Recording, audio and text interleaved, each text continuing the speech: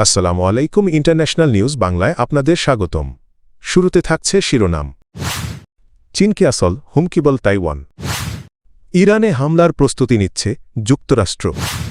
যুক্তরাষ্ট্রের শর্ত মেনে চলনা হলে একাই লর্ড ইউরোপকে মার্কিন পররাষ্ট্রমন্ত্রী। নতুন করে ফ্রান্সে শুরু হল অ্যাপস্টেন ফাইল তদন্ত। হাসপাতালে নেওয়া হবে ইমরান খানকে।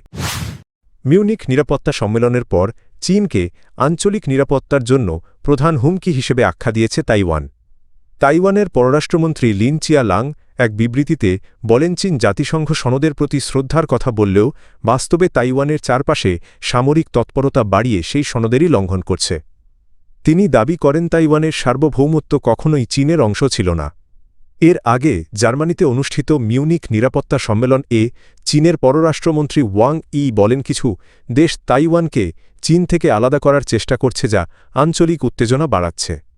তিনি বিষয়টিকে দ্বিতীয় বিশ্বযুদ্ধ পরবর্তী আন্তর্জাতিক ব্যবস্থার অংশ হিসেবেও উল্লেখ করেন।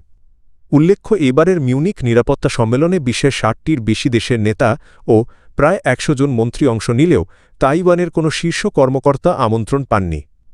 চীন দীর্ঘদিন ধরেই তাইওয়ানকে নিজেদের ভূখণ্ড বলে দাবি করে আসছে।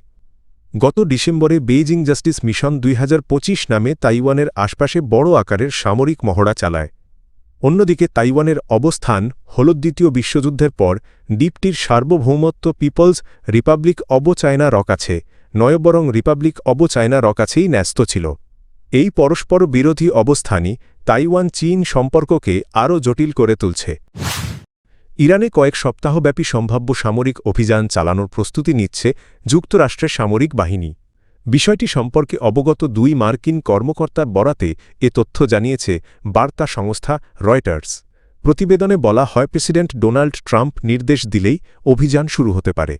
কর্মকর্তাদের মতে পরিস্থিতি সে পর্যায়ে গেলে এটি যুক্তরাষ্ট্র ও ইরানের মধ্যে আগের যে কোনো সংঘাতের তুলনায় অনেক বেশি গুরুতর রূপ নিতে পারে।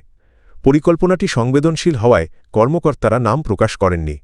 তবে এই তথ্য প্রকাশ্যে আসায় দুই দেশের মধ্যে চলমান কূটনৈতিক তৎপরতায় নতুন করে চাপ তৈরি হয়েছে। এরই মধ্যে ইরানের পারমাণবিক কর্মসূচি নিয়ে গত সপ্তাহে ওমানের রাজধানী মাসকাটে যুক্তরাষ্ট্র ও ইরানের কর্মকর্তাদের মধ্যে বৈঠক হয়েছে। তবে আলোচনার আগেই মধ্যপ্রাচ্যে মার্কিন সামরিক শক্তি জোরদার করায় সম্ভাব্য সামরিক পদক্ষেপের আশঙ্কা বাড়ে। শুক্রবার মার্কিন কর্মকর্তারা জানান, পেন্টাগন মধ্যপ্রাচ্যে আরও একটি বিমানবাহী রণতরী পাঠানোর প্রস্তুতি নিচ্ছে। পাশাপাশি হাজার হাজার অতিরিক্ত সেনাযুদ্ধ বিমান গাইডেড মিসাইল ডেস্ট্রয়ার এবং আক্রমণ ও প্রতিরক্ষা সক্ষম বিভিন্ন সামরিক সরঞ্জাম মোতায়েন করা হচ্ছে। এদিকে নর্থ ক্যারোলিনার একটি সামরিক ঘাঁটিতে সেনাদের উদ্দেশ্যে দেওয়া বক্তব্যে ট্রাম্প বলেন, ইরানের সঙ্গে চুক্তি করা কঠিন হয়ে পড়েছে এবং কখনো কখনো ভয় দেখানোই কার্যকর উপায় হয়ে ওঠে।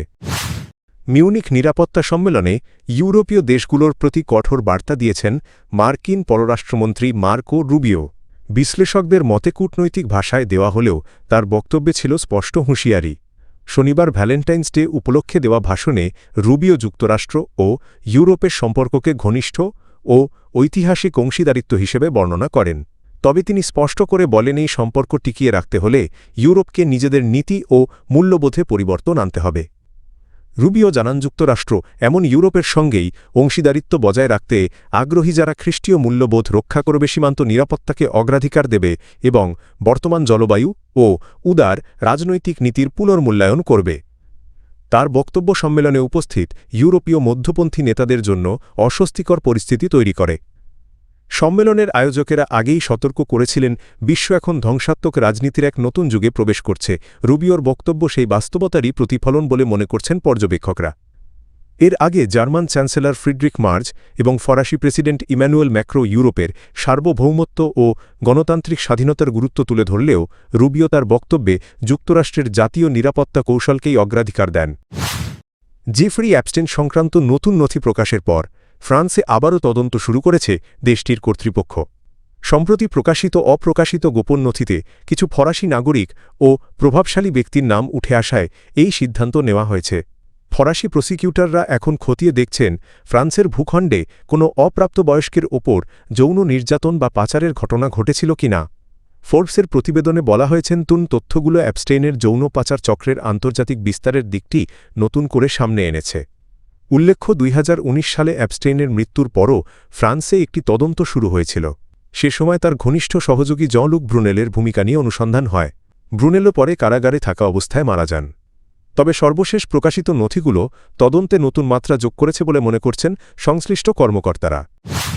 পাকিস্তানের সাবেক প্রধানমন্ত্রী ও পাকিস্তান তেহরিক-ই-ইনসাফের পিটিআই প্রতিষ্ঠাতা ইমরান খানকে হাসপাতালে নেওয়ার সিদ্ধান্ত নিয়েছে দেশটির সরকার। শনিবার রাতে বিক্ষোভ ও রাজনৈতিক চাপের মুখে এই সিদ্ধান্ত নেওয়া হয়। পাকিস্তানের সংবাদ মাধ্যম এক্সপ্রেস ট্রিবিউন জানায় হাসপাতালে ইমরান খানের চিকিৎসার পাশাপাশি পূর্ণাঙ্গ স্বাস্থ্য পরীক্ষা করা হবে। এর আগে ইমরান খানের সুচিকিৎসার দাবিতে পার্লামেন্টের বাইরে অবস্থান কর্মসূচি শুরু করে তেহরিক-ই-তাহফুজ আইন-ই-পাকিস্তানের সদস্যরা। শুক্রবার জুমার নামাজের পর বিরোধী দলীয় নেতা আল্লামা রাজা নাসির আব্বাস ও মাহমুদ খান এবং পিটিআই চেয়ারম্যান গোহর আলী খান এই কর্মসূচিতে অংশ নেন।